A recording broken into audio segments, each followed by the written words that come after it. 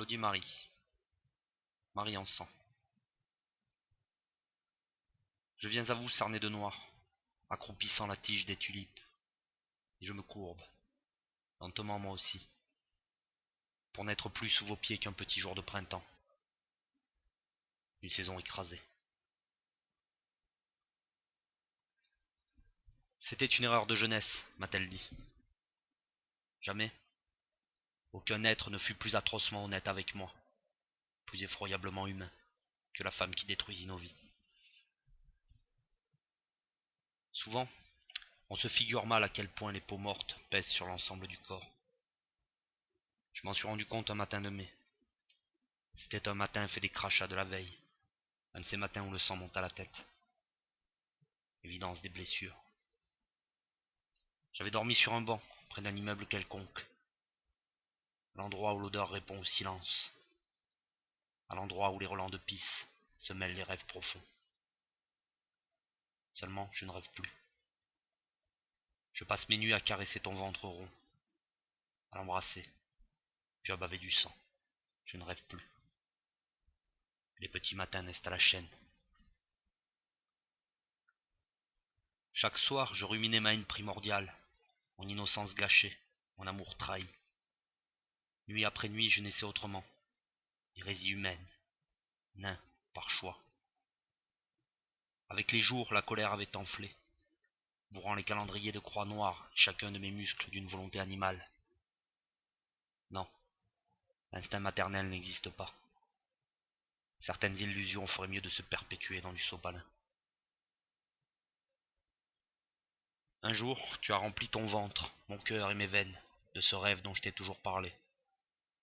Ce fut un jour triste, car d'une certaine manière, c'est là, et dans mes yeux, que tu as commencé à repeindre en noir la chambre de tous les enfants. Lorsque tu as abandonné le nôtre, j'ai cessé de croire en Dieu, en cette vision antalgique des choses.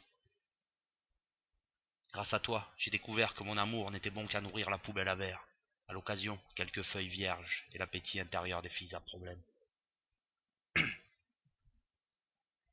À l'époque, je suivais un régime strict. Je mangeais gras et buvais beaucoup d'alcool. Je passais mon temps à combler le vide. Et combler le vide par le vide, ça prend du temps. Du coup, les journées étaient longues, je dormais peu. Pourtant, je vivais avec la douloureuse sensation que la nuit continuait à s'étendre, en moi malgré l'aurore, qu'elle s'étirait à balles réelles de mon lobe frontal à mon gros intestin. Alors, je soulageais la douleur sur les trottoirs, parce qu'ici l'impression de jour domine, parce qu'ici les ruelles comme les hommes, aussi sombres soient-ils, gardent toujours derrière les cils l'impasse et la flaque, l'eau et l'image du monde tel qu'il est dedans. Parfois, on y devine le soleil. Les flaques ont ça de tragique. Elles partagent le ciel avec des hommes à l'échine courbe. Et le ciel crie. Et c'est dur de comprendre que les étoiles sont de simples foutaises. J'ai rencontré Marie à la jonction d'une étoile et d'un frisson. Toute petite électrocution de l'âme. Comment s'expliquer que le mélange des astres sous la peau puisse engendrer le désastre, le bas de gamme de l'existence? Quelle est la raison supérieure qui pousse un être à abandonner sa propre chair? Je n'ai pas de réponse. Et de toute façon, je n'ai pas envie de réfléchir. Les miroirs s'en chargent. Elle avait le visage de toutes les mères qui abandonnent leur premier enfant. C'était un visage un peu beau, l'image de presque un ange. Moi, j'avais les 20 centimètres parfaits pour dans sa bouche, et j'avais oublié aussi, un peu, d'être un ange. Il n'y avait pas encore d'amour, entre nous, je veux dire. Alors j'ai baisé ses lèvres. Simplement comme un chien baise des lèvres. Tout entier pris dans sa nasse, je me suis soumis au spasme, au réflexe maladif d'un corps se vidant. Privé d'oxygène, je me suis accroché à sa main, comme le bon chien s'accroche à la main qui le tape. Ensuite, je suis mort.